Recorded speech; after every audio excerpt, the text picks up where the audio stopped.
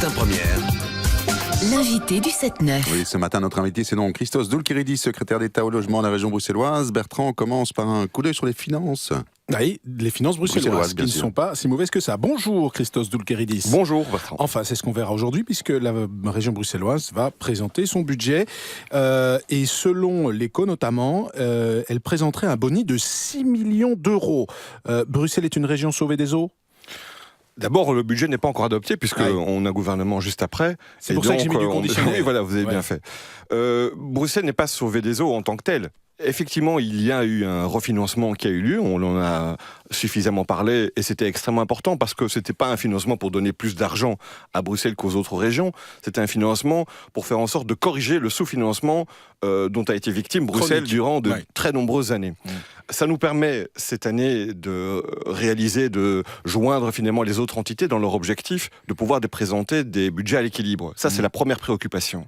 C'est extrêmement important parce qu'effectivement, il s'agit d'être plus responsable, de ne pas engager les générations futures, et en même temps, il faut dans ces budgets être capable de dégager des priorités parce qu'on est dans un contexte de crise qui nécessite qu'on puisse aussi soutenir l'économie, ce que le gouvernement a fait, notamment avec l'Alliance Habitat qui vise à injecter près d'1 milliard sur plusieurs années pour pouvoir soutenir le pouvoir d'achat des Bruxellois dans une des crises les plus importantes qu'ils connaissent, à savoir trouver un logement à un prix décent. Du budget 2014, l'objectif de la région bruxelloise, c'est un boni ou c'est l'équilibre ? Parce que symboliquement, on se dit, tiens, si la région bruxelloise fait un boni, ce serait la seule région, la Flandre a choisi l'équilibre, la communauté française et la région wallonne devraient choisir l'équilibre pour 2014, il y a encore un débat, peut-être 2015, c'est ce que souhaitent les écolos. La région bruxelloise va aller sur un boni en 2014 ? C'est un des points qui est en discussion. Ce qui est important, c'est effectivement la COCOF, je le disais tout à l'heure, elle est à l'équilibre depuis l'année passée déjà. La région bruxelloise le sera au minimum cette année. Si on peut dégager un boni, ça sera bon pour la dette qui reste encore importante et qui permettra justement de la faire diminuer. C'est mieux de payer régulièrement pour des politiques qui servent les Bruxellois dans l'emploi, dans la formation, dans le logement, etc., que de payer des banques.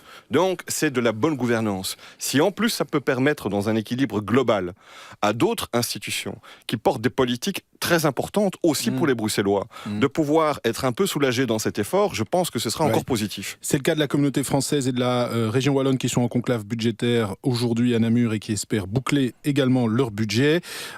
André-Antoine, le ministre du budget des deux entités, prie Bruxelles de lui venir en aide. Et on parle d'une aide de 6 millions d'euros. Tiens, c'est plus ou moins le boni dont on parlait tout à l'heure. Oui, alors, sur les prières, chacun a peut-être son expérience là-dessus. Je pense qu'il n'y a pas d'obligation de résultat. Et qu'en tout cas, ça n'a jamais été prouvé.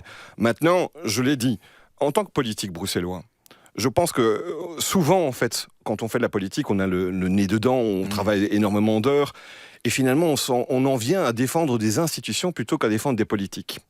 Je suis ministre à la région bruxelloise, à la COCOF aussi. Je suis aussi un parent.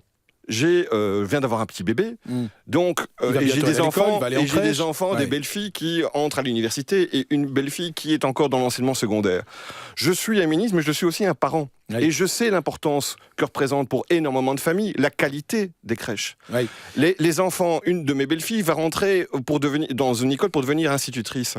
Je voudrais, moi, qu'elle ait la formation la plus importante possible pour faire face à cette crise que connaissent les enseignants, qu'elle ne soit pas découragée après 5 ans par rapport à ce que l'aura. Et donc, je pense que nous devons toujours avoir une vue globale sur les politiques qui sont menées et ne pas rester coincé sur ses propres institutions. En l'occurrence, quelle est la réponse de la région bruxelloise à cette demande du sud du pays ? Est-ce qu'il faut que la région intervienne financièrement par un transfert de 6 millions d'euros vers la communauté française ? Sur la technique, laissez ça au budgétaire. Sur l'objectif, je pense que le premier travail de la région bruxelloise, c'est d'avoir un budget sérieux pour ses propres compétences. Si indirectement, ça peut aider des institutions comme la Fédération Wallonie-Bruxelles ou d'autres à mener des politiques qui sont essentielles pour les Bruxellois sur la petite enfance, sur l'enseignement, sur la culture, très bien. Ouais, parce que le sujet a l'air comme ça, on parle de 6 millions d'euros pour la communauté française, ça a l'air symbolique. Mais il y a quand même quelque chose. Demain, c'est la fête de la communauté française. La semaine passée, on a appris que cette solidarité de Bruxelles vers la communauté française était plus ou moins actée. Puis on a appris que Guy Van Engel, le ministre du budget à Bruxelles, flamand, refusait la chose. Est-ce que, oui ou non, Bruxelles est prêt à de la solidarité envers la communauté française. Je vous ai donné mon point de vue. Je pense qu'en tant que politique, on doit être solidaire avec l'ensemble des institutions parce que les politiques qui sont menées sont extrêmement importantes. Mais il n'y a pas d'accord Mais au sein du c'est gouvernement normal bruxellois que là-dessus, Guy Van notamment avec Engel- les Flamands. C'est normal que Guy Van Engel, qui est un ministre de la région bruxelloise chargé du budget, Flamand. soit d'abord préoccupé de la bonne gestion de son budget. Je l'ai dit, si indirectement ce budget peut permettre, par exemple, de dégager un boni et de faire en sorte que directement ça soulage la dette de la région bruxelloise et qu'indirectement ça soulage l'organisation du budget de la Fédération Wallonie-Bruxelles, par exemple, ou d'autres institutions en Flandre ou ailleurs, pourquoi pas ? Et ce qu'on comprend quand même, c'est que les difficultés entre flamands et francophones au sein du gouvernement bruxellois vont sans doute empêcher la solidarité envers la communauté Je ne française. pense pas, parce que depuis plusieurs années maintenant, le dialogue qui existe au niveau bruxellois entre les francophones et les néerlandophones est vraiment positif. Qu'on a justement essayé de faire en sorte qu'on sorte un peu de ces différentes casquettes de compétences ministérielles et qu'on ait une vue globale.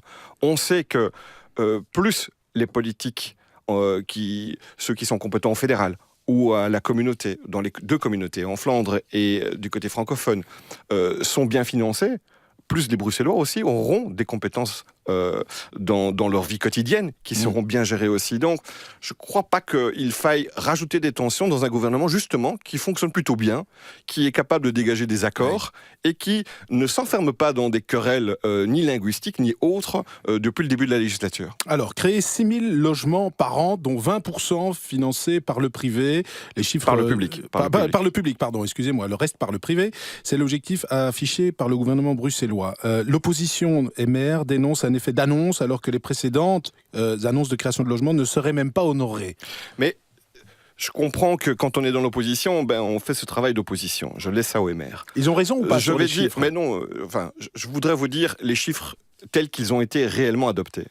Ce qui a été adopté, c'est un budget de pratiquement 1 milliard qui va être injecté, et ça, personne ne pourra le contester parce que les chiffres seront là, les différentes instances qui vont recevoir ces budgets et la technique pour pouvoir les organiser sont déjà décidées, et c'est pratiquement 1 milliard dont une partie va servir à construire de nouveaux logements publics, et ça, je pense que personne ne conteste à Bruxelles la nécessité de pouvoir le faire, des logements publics qui serviront à deux types de publics, le public du logement social d'une part, et le public avec des revenus moyens, parce qu'à Bruxelles, on le sait, la crise du logement touche aussi énormément de familles monoparentales avec enfants, familles qui ont des difficultés à pouvoir joindre les deux bouts pour pouvoir trouver un logement sur le marché privé. Le problème, c'est qu'entre les annonces c'est pour le locatif. et le logement qui arrive où les locataires peuvent vraiment prendre possession de le logement, il y a parfois plusieurs années qui s'écoulent. Quand est-ce que ces logements vont commencer à être disponibles? Je n'ai jamais pris la promesse de dire que les logements qu'on a décidés ce week-end vont être disponibles l'année prochaine. C'est impossible.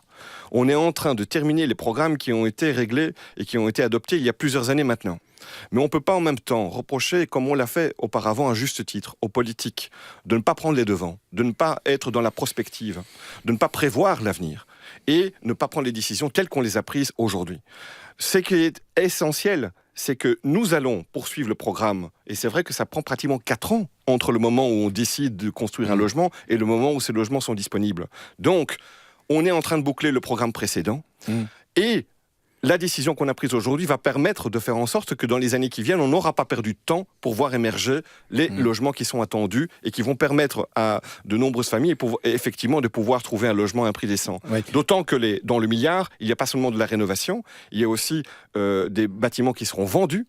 Il y a également une aide pour pouvoir devenir propriétaire. Le fonds du logement a pratiquement multiplié par 2 le nombre de familles qui peuvent devenir propriétaires grâce aux prêts sociaux qui sont pratiqués. Donc c'est une mesure très transversale qui aura un impact aussi sur l'emploi et sur l'économie, parce que quand on met 1 milliard pour la construction et la rénovation, ça veut dire que c'est tout un secteur économique qui est soutenu, ce qui est évidemment aussi essentiel pour Bruxelles. Merci Christos Zoulkeridis d'avoir été notre invité ce matin. Merci à tous les deux. Dans un instant, journal de 8h et à 8h35, connexion avec ce matin, un focus sur l'insertion des sans domicile fixe. Faut-il gérer leur réinsertion autrement? On s'appuie en cela sur un projet pilote lancé par Maggie Debloc, proposé un toit comme première étape pour reprendre pied dans la société. Vous intervenez sur Facebook, Twitter et au 02 737 33 33.